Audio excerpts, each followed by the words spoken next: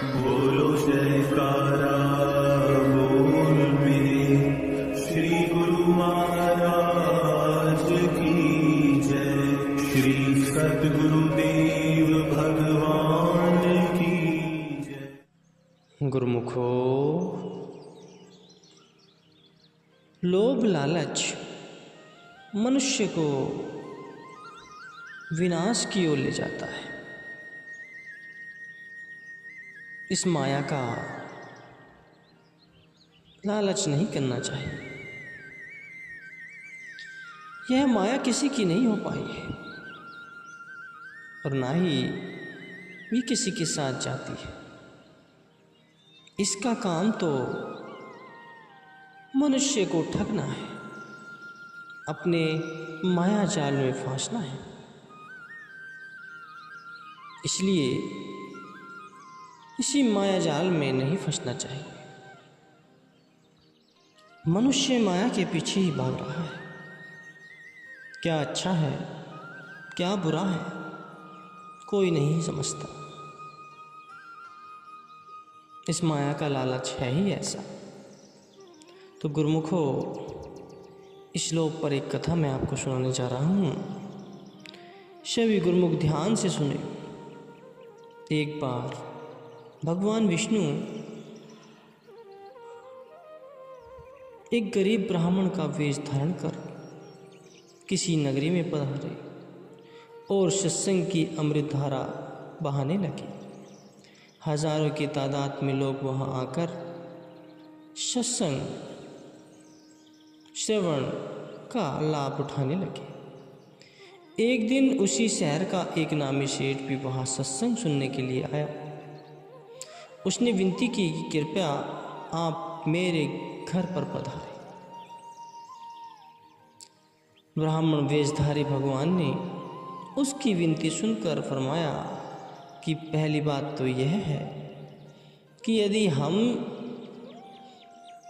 वह जगह मुझे अनुकूल लगेगी तो हम वहीं रहेंगे।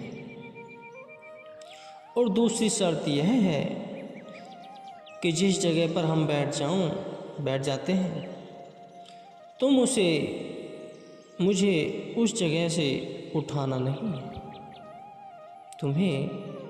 हमें उस जगह से नहीं उठाना। सेठ ने दोनों शर्तें स्वीकार करी। उन्हें अपने निवास स्थान को पवित्र करने का आग्रह किया। भगवान ने उसके घर जाकर एक जगह पसंद की और वहीं आसन लगा लिया। अभी एक ही दिन गुजरा था कि माता लक्ष्मी अपनी दासियों सहित एक रानी का रूप धारण कर उस सेठ की दुकान के पास आई। अपनी दासी को सोने का कटोरा देकर उसे सेठ की दुकान से पानी लाने के लिए कहा। सेठ सोने का कटोरा देखकर अचंभे में पड़ गया। उससे भी हैरानी वाली बात यह है कि जब रानी बनी लक्ष्मी ने पानी पीकर कटोरा हवा में उछाल दिया। सेठ ने दासी से पूछा कि रानी ने सोने का कटोरा ऐसे क्यों फेंक दिया। तो दासी ने जवाब दिया कि हमारी रानी सोने के बर्तनों में ही खाती पीती है और एक बार जिस बर्तन को मुंह लगा ले उसे फिर दोबारा प्रयोग में नहीं लाती। यह बात सुनकर सेठ के मन में लोभ आ गया और दासी से बोला कि अपनी रानी को रास्ते की थकान उतारने के लिए 2-4 दिन मेरे घर में रहने के लिए विनती कर दी। यह बात सुनकर रानी ने कहा कि यदि जगह हमारी पसंद की हुई तो हम 4-5 दिन के लिए वहाँ ठहर जाएंगे। रानी का उत्तर सुन सेठ फूला ने समाया और उन्हें साथ ले आया। अपना सारा घर दिखाने लगा। लक्ष्मी जी सारा घर देखती देखती वहाँ आ पहुँची जहाँ स्वयं नारायण ब्राह्मण का वेश धारण कर रुके हुए थे। लक्ष्मी जी ने कहा कि हमें तो यही जगह पसंद है, हम यहीं रहेंगे। सेठ के मन में अंतर्ध्वन चालू हो गया, क्योंकि उसने ब्राह्मण को वचन दिया था कि वह उन्हें उसकी जगह से नहीं हिलाएगा। लेकिन दूसरी ओर माया का अथाह भंडार हाथ लगने वाला था। इस द्वंद्व में आखिरकार लोभ की जीत हुई और उसने उन ब्राह्मण जी को बाहर निकाल जाने के लिए कह दिया। ब्राह्मण के इनकार करने पर लोभ के वशीभूत हुए उस सेठ ने क्रोध में आकर उन्हें काफी उल्टा सीधा बोल दिया। इतना ही नहीं, अपने 2-4 नौकरों को बुलाकर उन्हें बाहर धकेल देने को कहा। भगवान तो प्रेम और भाव के भूखे होते हैं। सेठ द्वारा यूं अपमानित किए गए जाने पर वह एक क्षण का विलंब किए बिना वहां से चल दिए। भगवान के चले जाने के बाद सेठ तुरंत ही जलपान इत्यादि लाने के लिए गया ताकि लक्ष्मी जी से सोने का कटोरा प्राप्त हो सके। परंतु यह क्या, जैसे ही उसने वहाँ जाकर देखा कि लक्ष्मी वहाँ से गायब थी। लक्ष्मी जी तो वहीं रुकती जहाँ नारायण है। वे नारायण के पीछे आई थी और नारायण के संग ही चली गई। सेठ ने लोभ के बस में आकर नारायण को खो दिया। लक्ष्मी भी हाथ न लगी, केवल तालियां हाथ मलते हुए पछताना पड़ा। सुरती को गलत जगह पर लगाने का परिणाम गलत ही होता है। इसलिए संत बार बार कहते हैं कि अपनी सुरती रूपी पूंजी को ऐसी जगह पर रखो जहां उसे किसी प्रकार का भय ना हो। सुरती को हरदम सुरक्षित रखने के लिए ही उन्होंने श्री आरती, पूजा, सेवा, सत्संग, सुमिरन और ध्यान जैसे 5 अनमोल रत्नों की बख्शीश की। इन पर पूर्णतया अमल करते हुए जीव परमात्मा से एकाकार हो अपने जीवन को सार्थक कर सच्ची खुशियाँ प्राप्त कर सकता है। जीव चाहे कि वह अपने बल से संसार सागर से पार हो जाए तो ऐसा कदापि नहीं हो सकता।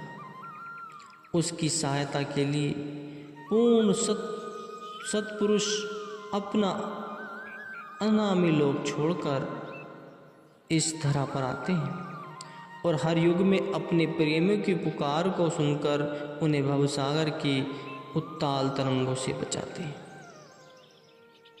वे इस जन कल्याण के लिए इस धरती पर आते हैं और उनका परम कर्तव्य भी मनुष्य को भवसागर पार कराना है। तभी तो सत्पुरुष मनुष्य को बार बार भजन, सिमरन, ध्यान, भजन अभ्यास के लिए बार बार कहते हैं। सत्पुरुषी मनुष्य को इस मृत्यु लोक में अपना जीवन संवारने के लिए कहते हैं। जहाँ काल का कोई भय नहीं होता, मनुष्य को वहाँ पहुँचाने का मार्ग बताते हैं। वे मोक्ष के दाता हैं। जीव के जन्म जन्मांतरों के खाते व लेखे को मिटाकर उसे दरगाह में सुख सुई दिलवा देते हैं। सुरती को पूरी तरह से निर्मल बनाकर उसी नाम के रस से ओत प्रोत कर सारी तपन एवं तृष्णा को बुझाकर अगम अथाह पद पर पहुंचा देते हैं। वे समय समय पर अपनी मौज बस अवतार धारणा कर अपनी अपार दयालुता से जीव के कल्याण के लिए ऐसी रचना रच देते हैं ताकि बड़भागी आत्माएं उनके सानिध्य में आकर लोभ मोह आदि से सर्वथा दूर रहकर अपने जन्म को सार्थक कर सके।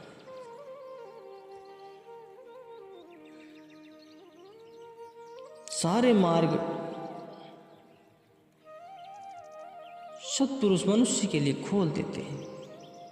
चलना मनुष्य का काम है, पर क्या सच में मनुष्य उस पर चल पाता है?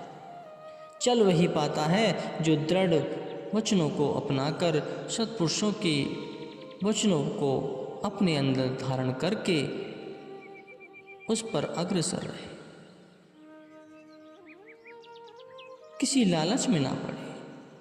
इस संसार के सभी माया लालच को छोड़कर बताए हुए सत्पुरुषों के मार्ग पर चले, तभी परमार्थ हासिल हो सकता है, प्राप्त हो सकता है। सभी गुरुमुखों को जय सच्चिदानंद जी।